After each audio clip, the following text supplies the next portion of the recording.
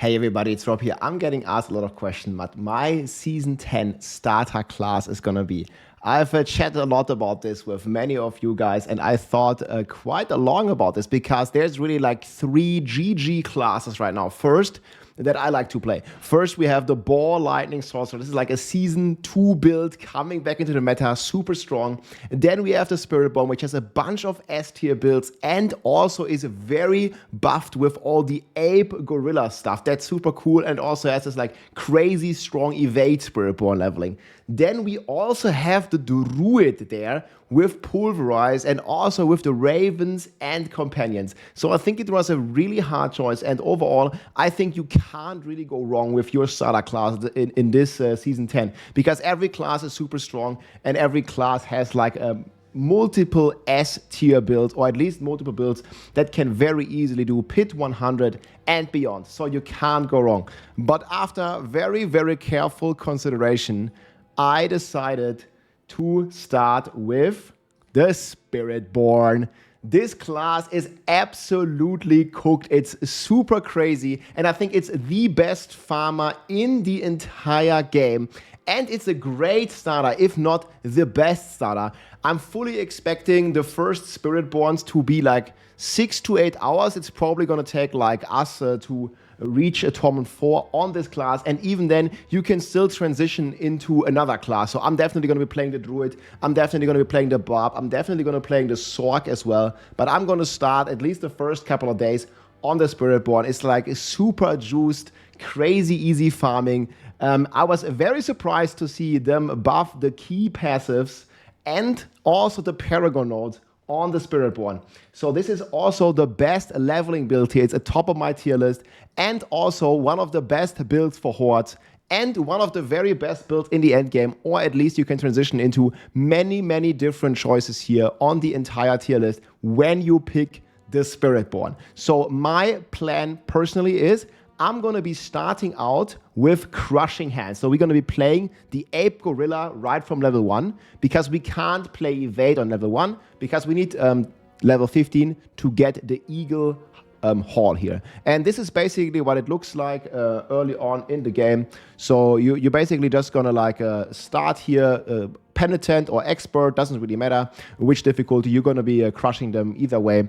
I was playing on Expert here. On the Season 9, just normal live game. But in the end, I think you're gonna be wanting to play in Penitent because they're ultra buffing this build. And if you are like a newer player, I definitely recommend playing at least in hard difficulty because you're getting a 75% XP multiplier, and the Spiritborn overall is just super strong, especially here with Toxic Skin.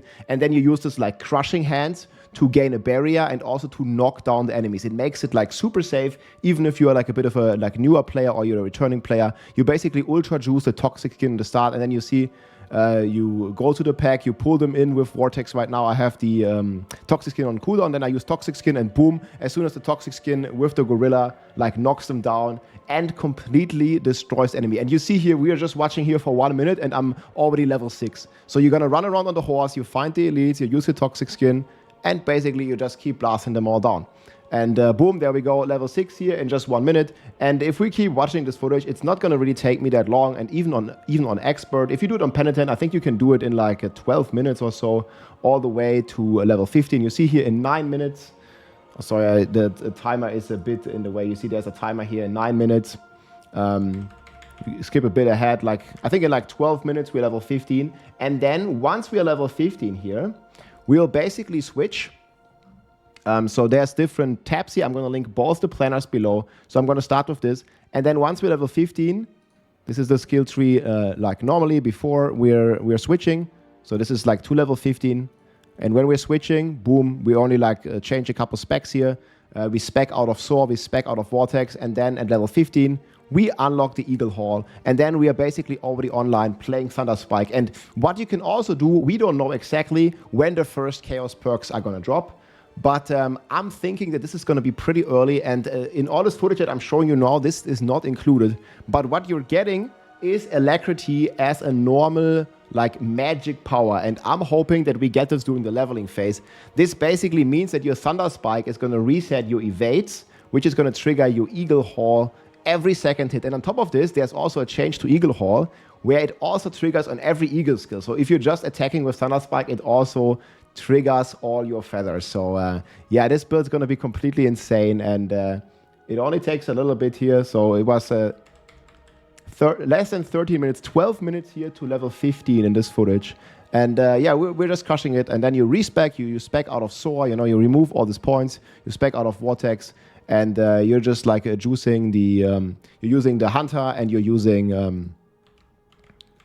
I think I didn't take the Hunter from the start, but you definitely want to like put points in the Hunter. See, this is just my second level, or my second or first leveling test.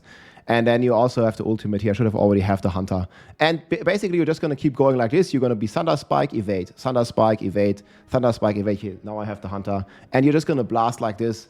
And everything is just going to melt. You want to keep some of the cinders here for the later levels, ideally. I didn't do this here in this first test run, but it's like completely crazy what you can do as long as you keep evading. You also keep the toxic skin, because that's just tremendously helpful. I have a full leveling guide on this. And then we're going to blast this all the way until level 60. It's going to be very comfortable to reach. I think it's going to be like maybe like 2.5 hours, maybe 3 hours if you're a bit slow, maybe 2 hours if you're like extremely fast. And this build is just a full powerhouse. I also have a lot of notes here in this planner, exactly step by step what I'm going to do. But I'm going to be playing together with some friends. We're going to be playing with Vega, Seven, and Mekuna. So we're most likely going to be 2 Spiritborns, 2 Sorceresses. And we're going to have a lot of fun, basically just playing the altar together. And I fully recommend, guys, just like play with some friends. It's going to be a ton of fun playing together rather than playing alone. I always enjoy this the most in Diablo 4 especially. And definitely when you'll be leveling in the Helltides, what we're going to be doing, it's just so good to have friends there, because the Helltide doesn't scale. If there's more players, the Helltide monsters don't get more XP. So don't get more health, but they do give slightly more XP. So it's going to be very good to do the Helltide together. I also have a Discord channel that you can join. And then basically, I'm going to transition mid-game. We're going to keep playing the evade, and I have a really strong Paragon spec here. Basically, that's I'm going to be doing until like Paragon 100 here, and you're basically going to be rushing the legendary nodes, because those going to give you a crazy amount of multipliers, way stronger than any of the glyphs. Obviously, if you get the Jagged Plum glyph here, that's going to be extremely powerful as well. But you really want to be rushing Sapping, you want to be rushing Drive, you want to be rushing Viscous Shield, and you're going to be rushing Revealing. And you can do this like at Paragon 100 already, and then later on you're going to respec. Also, I feel really important in the mid-game here is that you do your tempo rolls, and you really want to try to kill the Blood Maiden a couple times once you reach T1. So you basically you go to 60, then you go to Penitent. If you're not there already, you're going to unlock T1 by doing Pit 10, going to be very easy. And then you do a bunch of times Zir after T1, and you get the blood from the Maiden for the Wushe Nakpa. When you get this weapon, this is basically here the weapon that allows you to get 300% extra potency on your Spirit Hall. This is completely cooked early on.